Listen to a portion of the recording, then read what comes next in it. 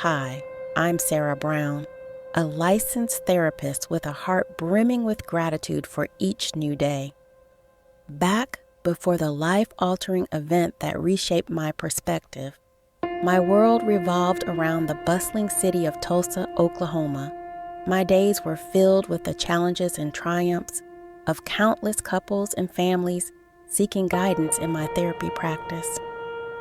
The city's vibrant energy mirrored my own, a constant hum of activity that I thrived on.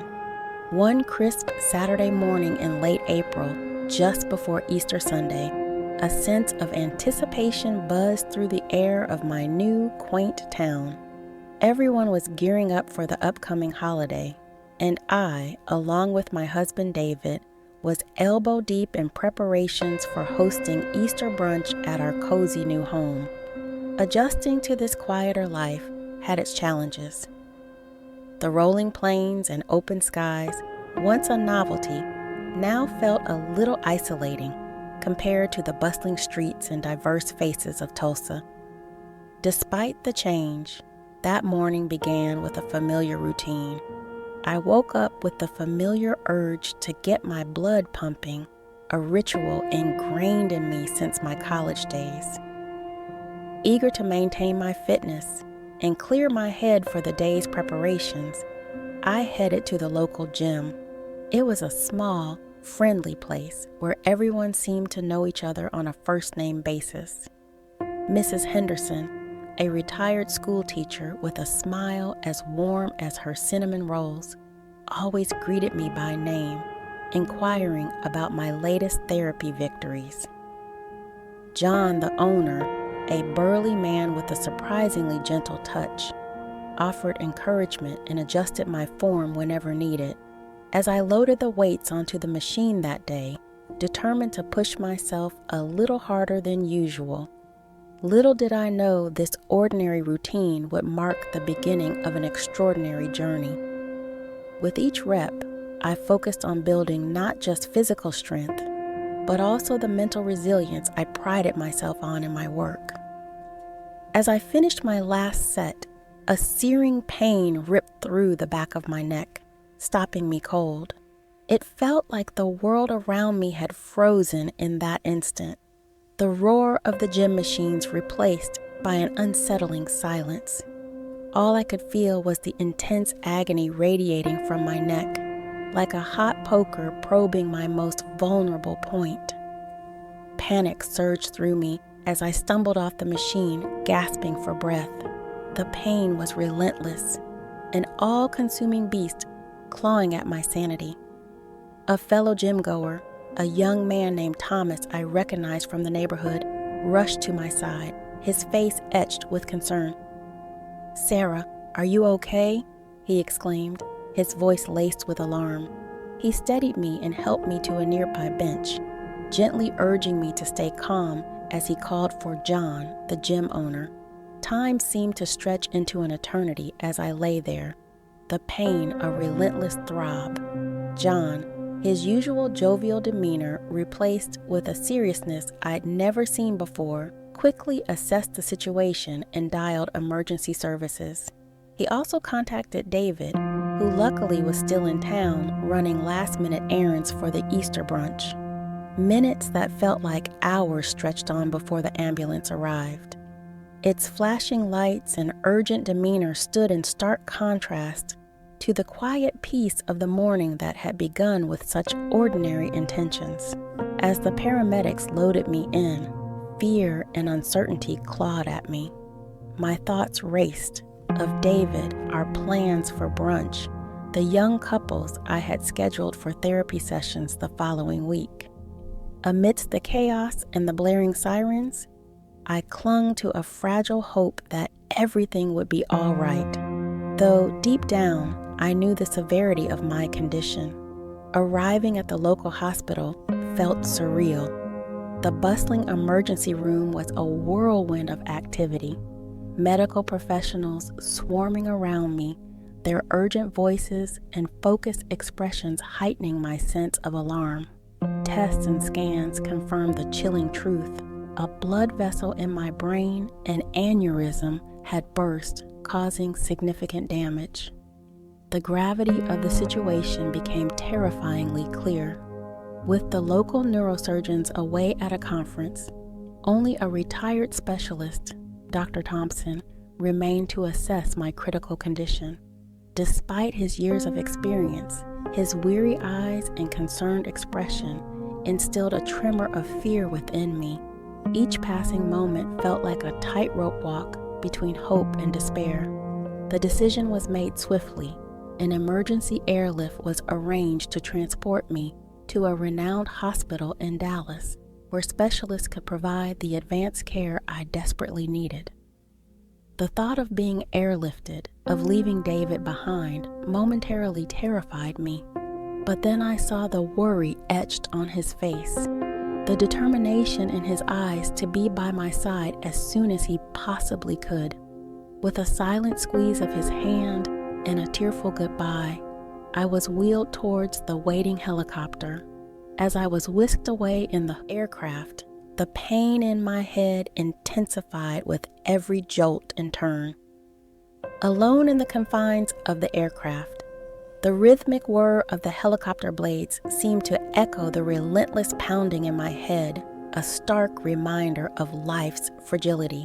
The familiar landscape of Oklahoma, once a source of quiet wonder during my commutes to work, now blurred beneath me, taking on an almost dreamlike quality. In those agonizing moments, I found myself turning to a silent prayer, a practice I hadn't embraced in recent years, amidst the demands of my career and the whirlwind of relocation. The unwavering support of my clients, their struggles and triumphs, mirroring my own in a way, had instilled in me a deep sense of empathy and understanding.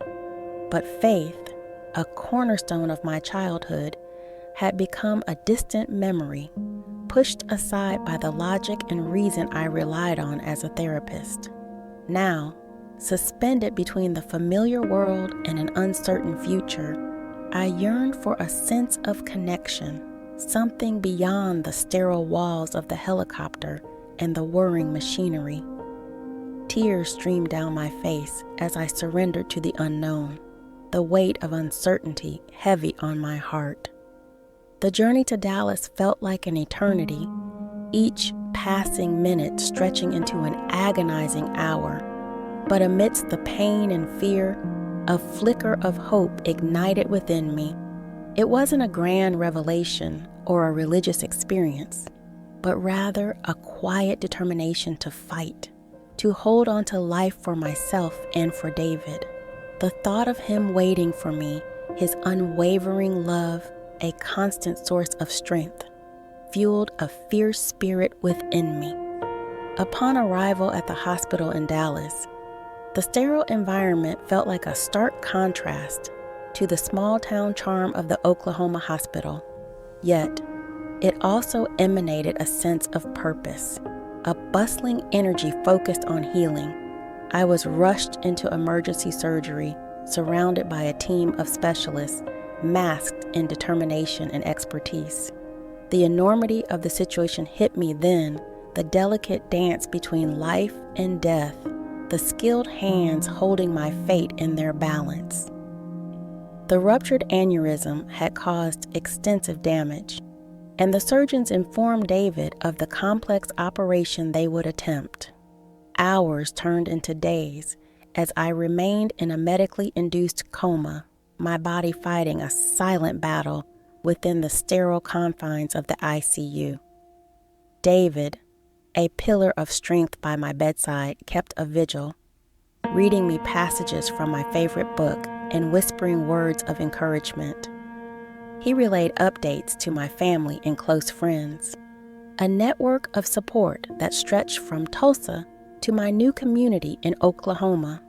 The days blurred together, a symphony of beeps, the hushed voices of nurses, the gentle touch of David's hand intertwined with mine. Then, one morning, a sliver of consciousness pierced through the fog. Disoriented and weak, I struggled to open my eyes, greeted by the concerned face of a young nurse, her name tag reading Jessica. Her voice, soft and reassuring, explained the events of the past few days and the successful surgery. Relief washed over me, an overwhelming gratitude for the skilled surgeons, the attentive nurses, and for David, whose unwavering presence had been a constant anchor. The road to recovery, however, was far from smooth. Physical therapy sessions became a daily ritual, each movement a testament to the resilience of the human body. The once familiar actions of walking, talking, and even eating had to be relearned, a humbling experience that forced me to confront my own vulnerability. Yet, with each incremental improvement, a spark of hope ignited within me. David proved to be an invaluable source of strength. He learned to navigate the unfamiliar hospital environment, advocating for my needs and ensuring I felt comfortable and supported. He even surprised me by learning some basic sign language, a way for us to communicate when the pain made speaking difficult. His dedication and unwavering love became a beacon of light, guiding me through the darkest moments of my recovery. As weeks turned into months, the emotional toll of the experience began to surface. Nightmares of the helicopter ride and the sterile hospital room would jolt me awake, leaving me drenched in sweat and a sense of overwhelming fear. The once vibrant colors of the world seemed muted, replaced by a dull ache of loss and uncertainty. It was during this time that David suggested I see a therapist specializing in trauma. Initially hesitant, I eventually agreed. The therapist, a kind woman named Dr. Evans, created a safe space for me to explore the emotional fallout of my near-death experience. Through guided sessions and gentle probing, she helped me confront my fears, acknowledge my losses, and begin to rebuild my sense of self. One particularly difficult session, I spoke about the guilt I harbored for having to leave my clients behind, for the uncertainty my illness had caused in their therapy journeys. Dr. Evans listened attentively, her demeanor calm and reassuring. After hearing my account, she offered a perspective that shifted my outlook. Your experience, she began gently, could serve as a wellspring of strength for your clients. You've confronted mortality head-on and emerged stronger. This resilience can be a guiding light for others navigating their own challenges. Her words sank in deeply, stirring something within me. Gradually, a sense of purpose began to take root. What was once a harrowing brush with death now seemed poised to become a catalyst for positive change. Returning to my role as a therapist initially felt daunting. Would my clients still feel comfortable confiding in me? Could I offer them the same empathy and insight? Yet, buoyed by Dr. Evans' encouragement and supported by David, I resolved to confront my apprehensions head-on. The first few sessions back were a blend of nervous anticipation and renewed determination. Sharing fragments of my own journey, focusing on recovery, lessons learned, and personal growth, enabled me to forge deeper connections with my clients. They reciprocated by sharing their own stories of loss, fear, and everyday struggles. My near-death experience had dismantled some of the professional barriers, allowing me to connect on a more profound level with their vulnerabilities. One client, Sarah, coincidentally sharing my name, battled crippling fear of public speaking. As she confided her anxieties, I glimpsed echoes of my own early recovery struggles. Drawing from my journey of rebuilding confidence and confronting fears, I guided Sarah through visualization exercises and calming techniques. Weeks later, watching her confidently address a company gathering, her voice steady and assured, filled me with immense pride. Another couple, Michael and Emily, on the brink of divorce, grappled with resentment and communication breakdowns. Inspired by my own journey of rediscovering love and gratitude amid adversity, I challenged them to view each other with fresh eyes. Together, we explored strategies for effective communication and nurturing empathy within their relationship. Witnessing them leave my office hand in hand, tentative smiles of hope on their faces, affirmed my belief in the profound purpose of my journey. Years have passed since my near-death experience. The physical scars have faded, but the emotional imprint remains, a constant reminder of life's fragility and preciousness. Today, I approach my work with a renewed vigor and deeper empathy for the human experience. Confronting mortality has imbued me with a profound gratitude for each new day, the love of my family, and the privilege of aiding others in navigating life's complexities. My relationship with David has also evolved. We face life's challenges united, our bond fortified by shared trauma and unwavering love. Hosting Easter brunches at our home continues to be a cherished tradition, each gathering infused with deeper meaning, a celebration of life, resilience, and the enduring strength of the human spirit. Sharing my story isn't about seeking sympathy or dwelling on the past. It's a testament to life's transformative power, even in the face of near-tragic circumstances. It serves as a reminder to cherish every moment, to confront adversity with courage, and to find meaning and purpose amidst life's trials.